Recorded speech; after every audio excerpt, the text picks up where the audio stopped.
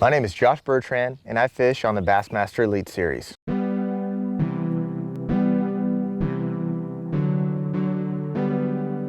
To get to the Bassmaster Elite Series, there's really only one way to do so, and that's through the Bassmaster Opens division. And the Opens it's a collaboration of anglers, both pro and amateur, that sign up and fish tournaments across the country to try to qualify. Every year the top 5 anglers in the Opens points qualify for the Bassmaster Elite Series.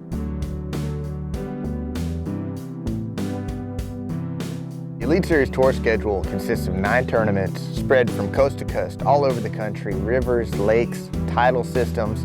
It's a really diverse schedule, and it's a really tough schedule.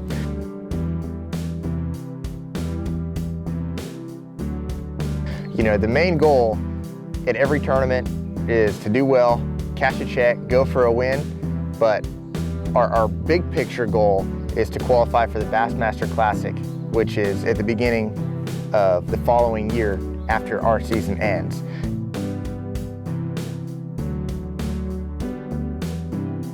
Only the top 30 to 40 anglers and points on the Elite Series will qualify for the Classic every year, and you're fishing against literally 110 of the best fishermen in the world, and every year there are great fishermen who don't qualify for the Classic because it's a difficult thing to do.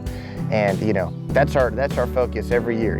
Whether we have a good tournament or a bad tournament, we're looking at the points, trying to qualify for the Classic, because that is the #1 event in bass fishing. And I've been fortunate to go a couple times, and there's absolutely nothing like it.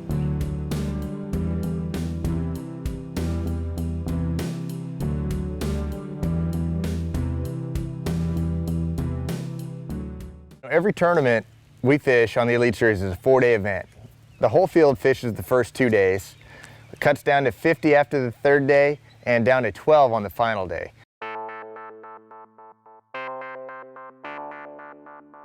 Every fish I catch, that goes towards the check I'm gonna make or not make at the end of the weekend. I keep the fish in the live wells. Right here I've got 2 aerated live wells in my boat, and basically when we catch our fish on tournaments, they go right in here, and the goal is to keep them alive all the way up to weigh-in. We get penalized if the fish die on us, and we don't want to see the fish die. That's how we make a living. We love these fish. Throw your first 5 fish in here, and if you catch one bigger than what you've got in the live well, you can replace it. We call it culling, and cull the smaller fish out for the bigger one. And at the end of the day, whoever has the 5 biggest fish is the guy that's ahead. In tournament bass fishing, there's no better feeling than having a big sack of fish in the live well. When you're coming into weigh-in, you don't know what the other guys caught. But if you got them, and if you had a good day, you're excited to bring them to the scales and see what they weigh. It's honestly, it's probably, once that 5th fish comes on board and you've got a big limit, that's just an unbelievable feeling. It's my favorite feeling. 250 horsepower Mercury motor, runs about 70 miles an hour, so it flies across the lake. It's 21 feet long. Use a trolling motor for accessing shallow water spots, and you actually use this while you're fishing. Got Garmin electronics, GPS, fish finder, all that good stuff, and then tons of storage on the inside. So the one question I get asked the most when I'm traveling around is, what are those 2 things on the back of the boat? I think all of us bass fishermen get that at about every gas station we stop at, and those are actually anchors. They hold us in place when we're sitting still and trying to, hold on one fishing spot. They actually work really well.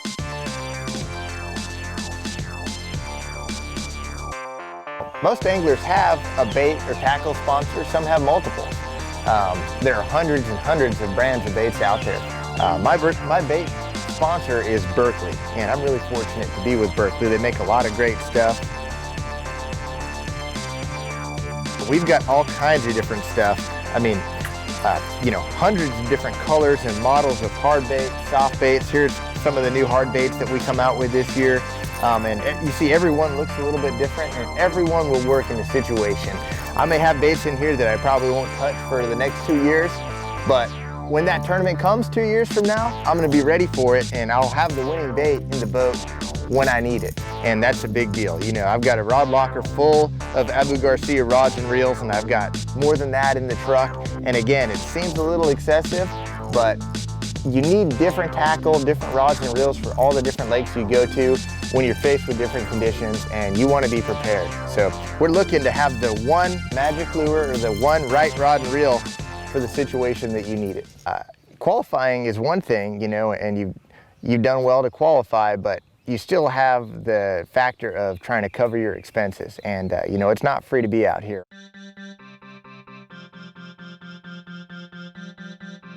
Our entry fees per tournament are $5,500, and we've got all of our fuel and lodging and all that stuff.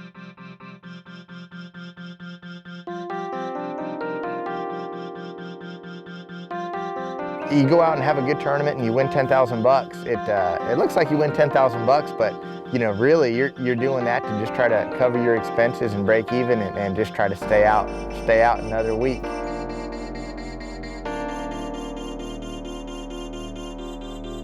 So right here we've got our rental house for the week.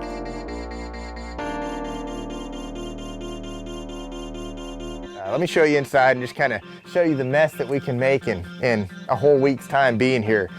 Got our extension cords here. We keep power to our boats all night long in between fishing. Well, this is the place right here. You can see it's pretty messy. 3 guys just being on the water all day. We want to come in, get our nourishment, and go to sleep. So we pretty much are just working hard, and this is where we sleep and eat, and that's it. We make a big mess and then clean it up when we leave. These events, when we show up, a lot of times this is a 8 to 10 day process. You know, our pre-fish, we get 3 days of pre-fish to get out on the water, scout things out, try to figure out maybe where the fish are holding, what they might be biting on, and that's always subject to change as the week moves on and weather changes. But we get 3 days to practice, up to a 4-day event, and then obviously the travel and all that stuff. So we're here for up to 10 days. You know, as a kid, I always absolutely loved fishing. And, you know, when I realized how big bass fishing actually was, I knew it was what I wanted to do. And I didn't really know how to do it. I didn't know anything about the different tournaments or how to actually make a living doing it. I just knew that there were guys that did make a living doing it, and that's what I wanted to do. I just wanted to be out there fishing every day.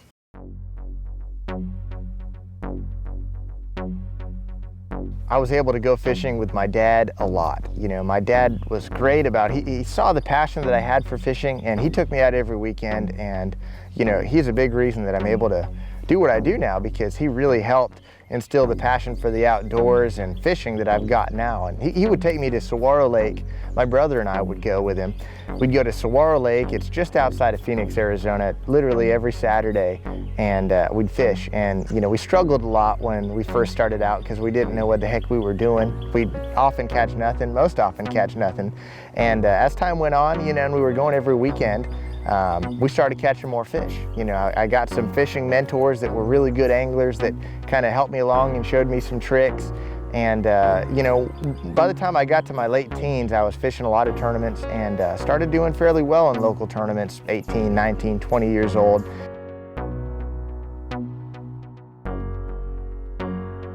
That's when things kind of started to clear up a little bit for me, and I could kind of eventually see the path. I was kind of just learning more and more and more every time I went out, and that's where things started to really accelerate for me. And at that point, I was 20, 21 years old. I started fishing some bigger events and, you know, started working towards getting here.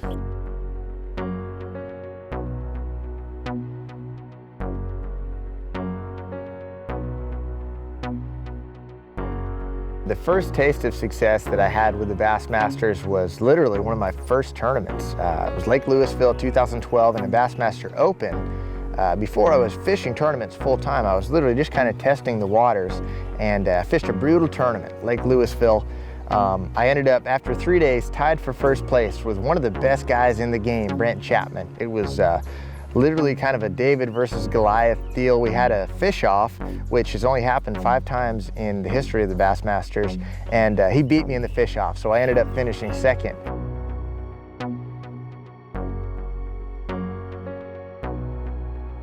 Before starting on this tour, I made a big portion of my living through guiding. I was a fishing guide back in Arizona at home, and I still guide occasionally when I'm at home, and I do it more for fun and a little bit of extra money on the side, but really now I'm able to focus on fishing tournaments, working with sponsors, and it keeps me busy literally, I'd say probably about 250 to 300 days a year.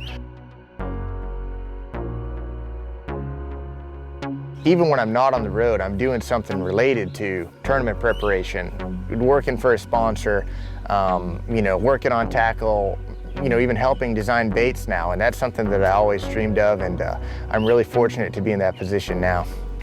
So, this is kind of the life that I live. This is life on the Bassmaster Elite Series, on the road, mid-season.